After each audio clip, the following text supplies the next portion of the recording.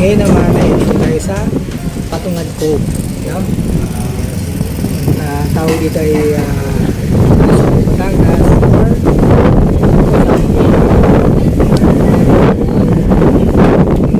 Magallanes ata.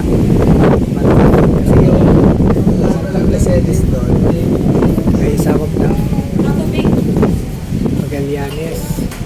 Itong Patungan Cove yung Magallanes. Anyway guys, dito tayo sa a few minutes away lang dun mula sa Kaibiyang Tunnel. Yung kaya nag-short vlog ako, kasama ko si Sir Michael. Guys, dito ko sa ito. Dati wala ko guys, waiting. Dito guys yung mga view dito. Pakita ko yung makita yung view dito. Yung famous itong lugar na to, mga riders na sa mga weekends pupuntahan. Ayan guys, balito din ko yung camera ko para makita ko yung ayan guys ito ang makikita yung view dito na napakaganda sa Patungan Cove. Ayan yung Patungan Cove,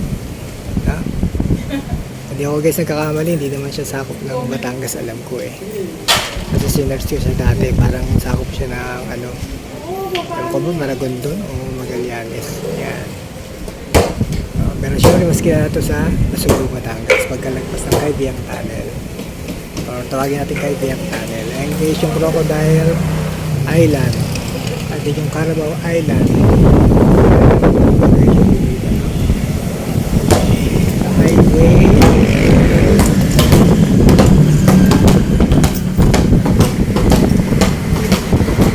ito naman guys yung highway ng makikita nyo sa Patungan Cove. Yan, mga zigzag road, talagang gandang video i-upload sa mga social media, TikTok, YouTube. Guys, marami na guys rito ngayon, mga beach. Yan, beach resort. Dati konti lang, way back napunta ko rito 2013 na ito, 14 no? Yan. Tapos marami tayo guys doon sa Riders Wall. Mukhang malayo-layo yung alakarin ko. Yan, later guys. So ayun guys, nandito tayo sa Riders Wall. Kaya lang wala tayong dalang pentel. Yan, pwede kayong magsulat yan. Ito guys, ang layo. MBB, Malolos, Bulacan, Bikers. Bikers. Ayan, walang manual sa pupuntan. Ayan guys. Yan, station pala ito guys ng Cavite Police Provincial Office, Cavite Provincial Mobile Force Company. Sakop pa ito ng Cavite pala itong lugar na to,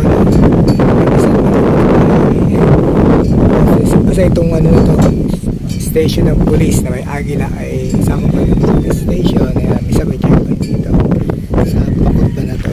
Dahil ngayon guys ay konti naman napuntang mga riders dito, walang masyadong checkpoint at pira sila siguro mag checkpoint mga hapon na siguro, lalo pag weekends. So ayun guys, sana nag-enjoy ko sa aking pinakita ngayong third destination ko sa aking vlog, Patungan Cove. Yan, mga hindi pa nakakapunta, yan, pumunta kayo rito, tipid ride kayo dito, kahit ride lang, kumain lang kayo, hindi na kayo maligo, enjoy na yung mga view dito tulad ng nasa harap ko ulit, pakita ko ulit. Yan, ang Crocodile Island. Check nyo pala guys yung mga rito, mga drone shot, mga vlog ko dito. Type nyo lang Patungan Cove area shot, area view or drone, area view o yun nga, drone. Saka alam ko more on anong ginawa ko dito shot. Tagal na yun guys, ako 2 years ago na ata yun. So ayun guys, napag-decision akong huwag maligo dito Patungan Cove, siguro sa kay Subic na lang. Doon na lang ako guys maliligo, Yan, yun siguro ang last destination natin. Ngayon, magpo-food trip muna tayo. Siyempre sama natin sa vlog yun. So, ayun guys, dito tayo sa Patungan Cove. Yung parang waiting shed. Waiting shed lang tawag. Ayun guys, later ulit sa next destination vlog.